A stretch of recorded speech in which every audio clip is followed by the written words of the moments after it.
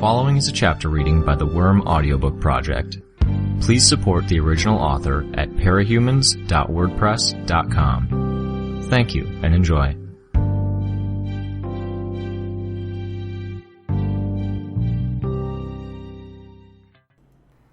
.5 Time was short, so Tattletale was in my room of the loft while I changed. The idea Coyle proposed was that we would mix and match the members of the groups, so nobody can pull anything without their teammates being hostage to the other groups. Gotcha, I replied. I busied myself double-checking the items from the utility compartment. Tattletale reached in and snatched the cell phone. Hey, one sec, I'm programming the alarm on your phone. When it goes off an hour from now, you call Gru. Then again an hour later, if we're out that long. We'll all be checking in with each other every 15 minutes or so. If someone doesn't pick up, assume they're in trouble. Okay, I agreed. If you can't pick up the phone for whatever reason, be sure to call back at the first opportunity. Let us know you're fine. Got it. I hiked the cloth portion of my armor up around my waist, then began sliding my arms through the sleeves. The cloth part was form-fitting, and all in all, putting it on was like putting on a pair of full-body pantyhose. Not prone to tear, of course, but like the pantyhose, it always took longer than I expected. We'll be using a password system every time we check in case you're taken hostage and forced to answer a call. 2 parts to it. The first part is simple. You give the other person the first letter of one of our names. The other person replies with the last. If it winds up being a longer night, move on to other people we know. So if I said L, A, how would you respond to B? N. Exactly. The second part is color-based. When you're replying to a call, name an object that's a certain color. Think traffic lights. Green for go, everything is okay. Yellow for warning, if you aren't sure about things. Red for stop, need help. It lets you keep us informed without tipping off the capes that are with you. Okay? I'm going with the group that has Faultline, Trickster, and the Traveler's Shapeshifter. I'm betting there will be a few Empire 88 and some of Coyle's soldiers too. Shapeshifter? That gorilla with 4 arms from the other night. Only I don't know exactly what she is, yet. But she's not quite a shapeshifter. I'm hoping to get a better sense of her abilities by spending some time around her. Ditto for Trickster. Regent's coming with, so we're contributing some firepower. Kind of. Don't you and Faultline have issues with each other? Lisa grinned. Yep, it's going to be fun pushing her buttons knowing she can't touch me. I winced. Just be careful. What's Gru doing? Another group. All in all, we'll be coordinating to strike 3 locations simultaneously with 3 different teams. Overwhelming force. Hit hard, hit fast, get out of there. If you aren't making much of a dent, don't sweat it. Unless something goes horribly wrong, we'll repeat this process a few times over the next couple days. There was a knock on the door. Brian called from the other side. Just about ready? I zipped up the back of my costume and strapped my armor in place over it, then opened the door, mask in one hand. Ready. Brian, like me, was costumed but didn't have any headgear on. You're sure you're up to this? You're recovered from the knock you took to the head? No, I admitted. Not entirely. But I'm pissed, and I think I'll be less okay in the long run if I don't go out and vent somehow. He paused, as if he was thinking things over. Okay. You going to be alright dealing with bitch on your own? I frowned. I'll manage somehow. Don't show her any weakness, or she won't let up on you. I figured as much, I agreed. As we headed for the stairs, I mused that maybe bitch and I were more on the same page today. I was pissed at life in general, feeling just a bit off kilter in a way that wasn't 100% the concussion. I pulled on my mask as we headed outside. There was a nondescript van pulled over in front of the door, blocking line of sight to the rest of the street. Bitch and Regent were already inside, waiting. Hey, dork, Regent greeted me. He was in costume, typical except for the shirt he was wearing. Other nights it had been white, but it was a dark gray today. It was still the same slightly elaborate, puffy Renaissance fair style of clothing, though. You can call me Skitter. I won't mind. That's all right, he answered. There was a note of humor in his voice, which I took to mean he was just having fun at my expense. I resolved to ignore him. Bitch just stared angrily at me. It was so intense I had to look away. So much for being on the same page. The interior of the van had benches on either side. Since we were in a rush, I had only a second to decide whether I wanted to sit next to Regent and be facing bitch for the duration of the trip, or plop myself down next to her and the dogs. I opted for the former, hoping I wouldn't manage to do or say anything that would get us off on a bad start for the evening. Tattletale sat in the passenger seat with Gru driving.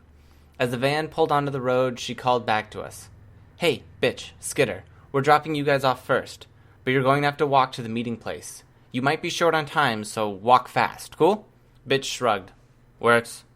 No complaints. I added my own 2 cents. I could see where it would be advantageous. Bitch would have time to get her dogs beefed up, and I could gather some bugs. Besides, it gave us something to do. If we had to stand idle for a few minutes, I was pretty sure it would only increase the chances of Bitch finding a reason to pick a fight with me or one of the other villains. Remembering my bugs, I took a few seconds to extend my powers outward and begin gathering them. I was surprised at how far my reach was extending. I generally measured things in city blocks. I've never been good at eyeballing distances, and I would say my range usually sat at around 2 blocks. Today I was reaching just shy of 3.5. Hey Tattletale, I asked. Sup? 2 questions. Go for it. What general direction is the spot you're dropping me off? Need to know where to send the bugs. Northwest. I glanced out at the tinted windows of the van, judging which direction we were going, then began giving commands to the bugs that fell within my reach. Second question. My power is a fair bit stronger today. Not sure about technique, but I'm extending a lot further. Any idea why? Can't say. Sorry. I could usually try to figure it out, but I'm focusing on other things right now. If you think it's really crucial... No, I stopped her. It's not. I'll bug you about it later, when your attention isn't divided. Pun intended? Regent mused. What? Guess not. Never mind. He chuckled a little. Bitch was using her power on her dogs. It was really my first opportunity seeing it happen from the beginning.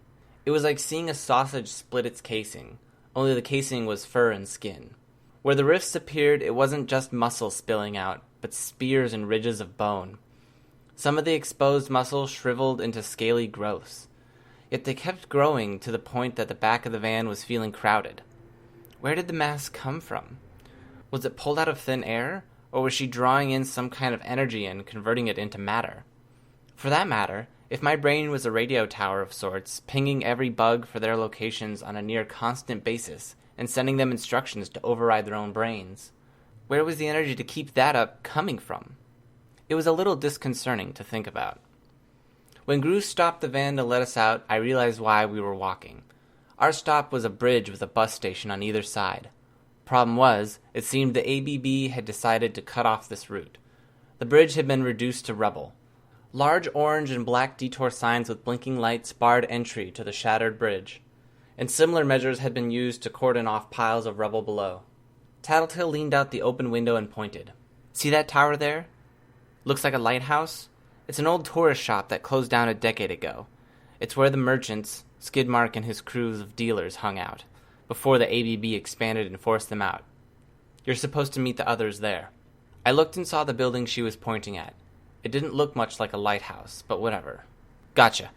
Go, Brian said. Good luck. Bitch whistled for her dogs, and we headed for the stairs. We'd have to head down, across the street, and back up to get where we needed to be. It was weird picking our way through the rubble of the destroyed bridge to cross the street. You didn't usually cross the road like this, and the streets were deserted here. The dogs seemed to like the experience, though. I saw Judas's tail wagging as he hopped from one slab of road to another. I pulled open the door with shattered glass panes that led to the other set of stairs, letting Bitch and the dogs through. As she passed me, Bitch murmured, "You're angry." "Yeah," I admitted. "Bunch of stuff earlier this afternoon. Didn't go the way I wanted. Assholes. Shoulda hit 'em. Teach them to fuck with you." "I did," I answered. "Knocked one of them on her ass last night. Part of the reasons things didn't go so hot today." Story of my life. We headed up the stairs and toward the lighthouse. My bugs were starting to accumulate. Our detour had given the flying bugs time to catch up to me. Wasps, moths, houseflies, no-see-ums, a few bees, and a fair few cockroaches. I learned my lesson on our last outing. I wasn't going in unprepared and unarmed. As they arrived, I drew the bugs close.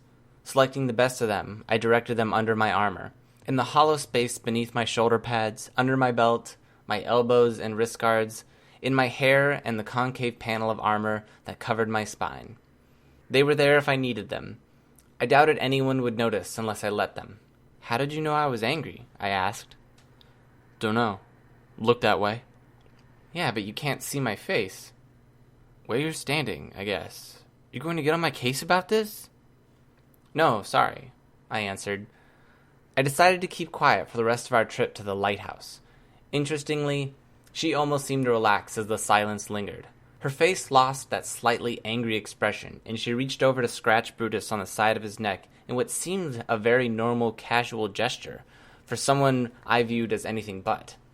Or at least, it would have been normal and casual if the dogs weren't currently the size of small ponies. We reached the lighthouse, and sure enough, there was a group of villains waiting. Kaiser was the first and foremost among them. He was decked out head to toe in elaborate, ornate armor with a crown of blades, but the configuration, I noticed, with interest, was totally different than it had been just 2 days ago. Fenja and Menja stood at either side of him.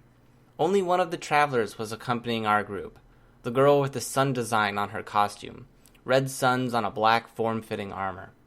Just behind her were 2 members of Faultline's crew. Neuter was hanging off the wall by his fingertips and toes, and Labyrinth was leaning against the same wall just below him, her arms folded. Neuter was wearing tattered jeans and had dyed his hair a cobalt blue, setting off the orange of his skin. He had cloth wrap like you see a kickboxer use, wrapped around his hands and feet.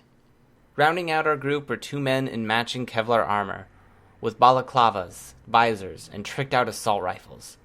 Each of the men had a second gun slung over their back. I thought one was another rifle, but I didn't have a good view of the other.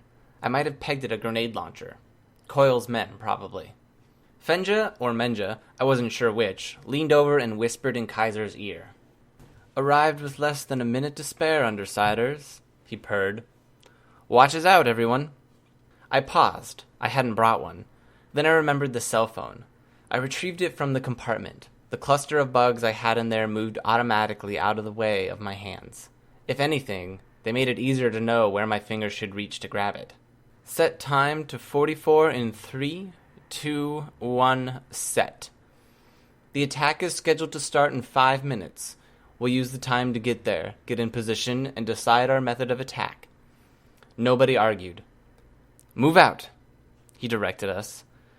Bitch turned her attention to Brutus, who made a groaning noise as he suddenly swelled.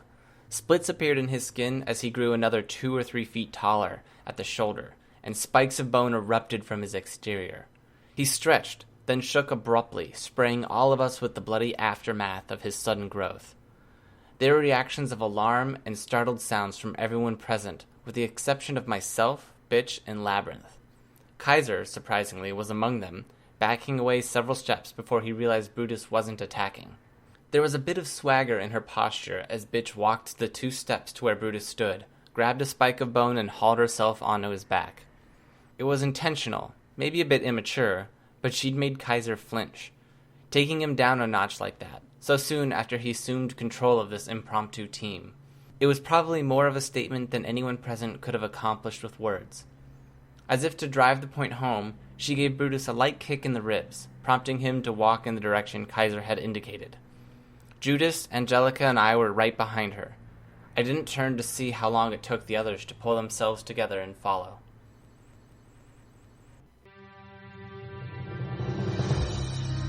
Hi, this is Snagger. You just finished listening to a chapter from Arc 5, Hive, from the web serial Worm by Wildbow.